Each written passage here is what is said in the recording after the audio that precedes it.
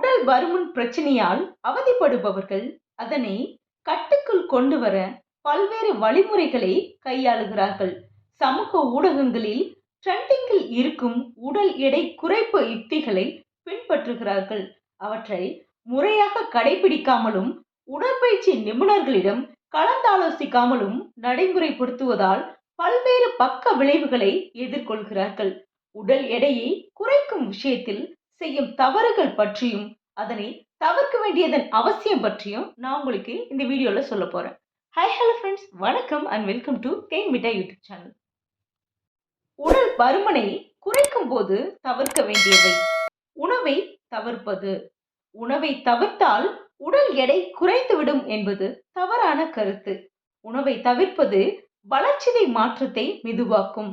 ஒருவேளை உணவை சாப்பிடாமல் இருந்தால் அடுத்த வேளை அளவுக்கு அதிகமாக சாப்பிட தூண்டிவிடும். அது உடல் பருமனை அதிகப்படுத்துமே தவிர குறைப்பதற்கு வழிவகுக்காது. அதற்கு பதிலாக வளர்சிதை மாற்றம் சுறுசுறுப்பாக நடைபெறுவதற்கு சமச்சீர் உணவுகளையும் ஆரோக்கியமான சிற்றுண்டிகளையும் எடுத்துக்கொள்ள வேண்டும். கடினமான பயிற்சியை புறக்கணிப்பது. பெண்கள் பலரும் உடல் எடையை குறைப்பதற்கு கார்டியோ பயிற்சிகளில் மட்டுமே கவனம் செலுத்துகிறார்கள். ஆனால் பளுதூக்குதல் உள்ளிட்ட சில கடினமான பயிற்சிகளை புறக்கணிக்கிறார்கள். அத்தகைய பயிற்சிகளை சமமாக மேற்கொள்வதும் முக்கியமானது. அவை தசையை கட்டமைப்பது, வளர்சிதை மாற்றத்தை அதிகரிக்க செய்வது, உடல் எடையை குறைத்து சீராக பராமரிக்க வழிவகை செய்வது போன்ற நன்மைகளை வழங்கக்கூடியவை. நிபுணர்களின் ஆலோசனையை புறக்கணிப்பது. உடல் எடையை குறைக்க விரும்புபவர்கள் முதலில் உடற்பயிற்சி நிபுணரை அணுகி ஆலோசனை கேட்பது அவசியமானது. ஏனென்றால் ஒவ்வொருவரின் உடல் எடை, உயரம், உடல் வாகுக்கு ஏற்ப உடற்பயிற்சி முறையை அமைத்துக் கொள்வதற்கு அவர்கள் வழிகாட்டுவார்கள்.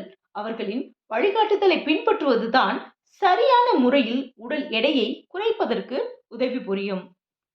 அடைய முடியாத இலக்குகளை அமைப்பது. உடல் எடையை குறைக்கும் விஷயத்தில் அடைய முடியாத இலக்குகளை நிர்ணயிப்பது விரக்தியையும் ஏமாற்றத்தையும் ஏற்படுத்தும். யதார்த்தமான அடையக்கூடிய இலக்குகளை நிர்ணயித்து அதற்கேற்ப செயல்படுவது சிறப்பானது. அதிகமாக உண்பது. சத்தான உணவுகளை உண்பது முக்கியம் என்றாலும் அவற்றை அதிகமாக சாப்பிடுவதும் நல்லதல்ல. குறிப்பாக பாதாம், முந்திரி, வால்நட் உள்ளிட்ட நட்ஸ் வகைகள், அவகோடா, முழு தானியங்கள் போன்றவை ஆரோக்கியமானவை. ஊட்டச்சத்து மிக்கவை என்றாலும் கூட அளவாகத்தான் உட்கொள்ள வேண்டும். அவற்றை அதிகம் உட்கொள்வதும் உடல் பருமன் விஷயத்தில் எதிர் விளைவுகளை ஏற்படுத்திவிடும். உடல் சமிக்கையை கவனிக்காதது. பசியாக இருக்கும் போதும் சாப்பிடும் போதும் போதுமான அளவு உட்கொண்டு விட்டோமா என்பதனை அறிவதற்கும் உடல் சமிக்கையை கேட்பது முக்கியமானது.